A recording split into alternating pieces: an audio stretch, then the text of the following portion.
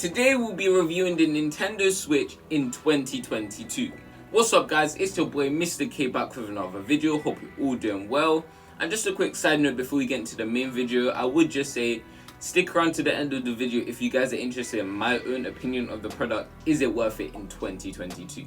Without further ado, let's get started. First positive about this device is its portability.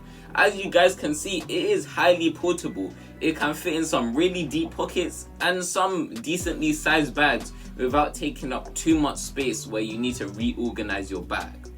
Also, the fact that it comes with two Joy-Cons pre-installed on the system means that you don't need to always go around looking for another Joy-Con or something along those lines, which takes up more bag space, and I'm someone that needs as much space as possible, so this is a really big positive in my books. And also, because the second controller is actually attached on the system, you don't need to pay an extra price in comparison to something like PS4 where you need to pay upwards of £45 just to buy a second controller.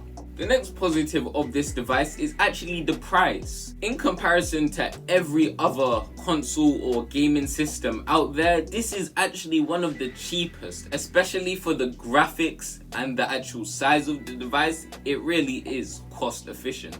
In comparison to something like the Xbox Series X being priced at £549 and the PS5 being priced at around £639, it really is amazing how low the Switch is priced, £180 to £260. While having such a massive game library, unlike these alternatives, some of my favorite games on the Switch right now is Pokemon, Animal Crossing, and also Rogue Company. If you guys have any recommendations for any Switch games, just pop them in the comments. And there's a high chance that I may actually try them out. Also, you won't be missing out on the graphics of the device because every single game, apart from a few, are actually optimized for the system. So you won't be missing out on any games. All the games will be scaled down for the Switch. If they're actually big games that are known for being on various other systems, like Fortnite for example, it doesn't feel like you're losing a lot of FPS and quality because it is actually optimized for the system. And for you guys that may or may not be interested in the actual dimensions of the system, it's actually 6.2 inches and the screen resolution is 1280 by 720. The final positive of this device is for those people that love customizing their device, love making their device their own. And the Switch allows you to do this by changing the Joy-Cons from either side wherever you want for the low price of $39.99. Personally, I don't really care for changing the colors. It seems a little bit too expensive for me, but I wouldn't mind if I did have the grey Joy-Cons. They do look pretty cool, but really and truly I don't care as much as other people may or may not, because there is definitely a market for those people that love customizing their things. But now it's time for the cons of this device. Things that I just hated about this device and things that Nintendo can improve on in the future. The first thing is like it attracts scratches, little grazes or anything like that on the screen. I've got no idea where most of these come from, and they come on the back and front of the device, even though the back is plastic. So really and truly you're not meant to see much scratches anyway, but you still do. The only thing I can say to you guys to reduce the likelihood of permanently scratching your device is actually putting on a screen protector and or a case to prevent this. Got no idea where these come from. I'll just say be careful. And yeah, it's time for the next negative.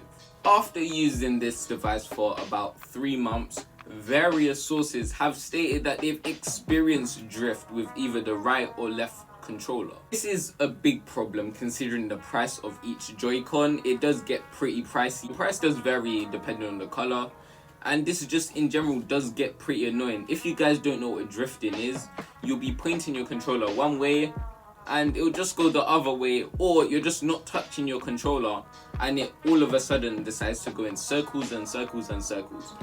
Usually this is a permanent thing that happens and it doesn't usually revert. The only thing that I've tried that has worked previously is just blowing in it because it may or may not be dust.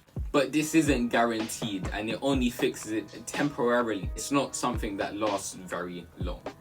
So it's kind of guaranteed after you've experienced a little bit of it, it's just going to get worse and worse to the point where you'll have to buy a new Joy-Con. But fortunately, I haven't actually experienced it on this console. I've only experienced it on my PS4, and hopefully I just don't experience it in the future. Now it's time for the next problem with this device: storage. Storage is a big problem with this device, especially if you have no SD card, because the maximum amount of games you're able to install is about 3 without an SD card. So I would recommend getting a 128GB SD card.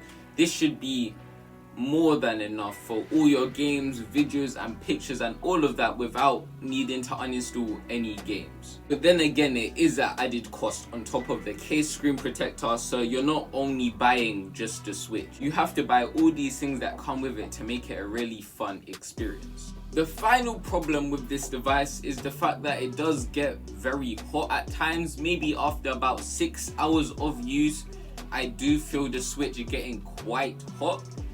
It gets to the point where I do have to put it down for about an hour just for it to cool down a little bit, and then I go straight back to playing for hours on end. But it is quite annoying when I have to take a break mid-level or mid-mission or something like that. It does get quite annoying, but at least it doesn't happen every 4 hours. Just a quick side note, when it does begin to heat up, you actually start hearing the fan. It's not quite noticeable, but it is something that you start hearing when your Switch does start to get warm. But now it's time for the conclusion of this device.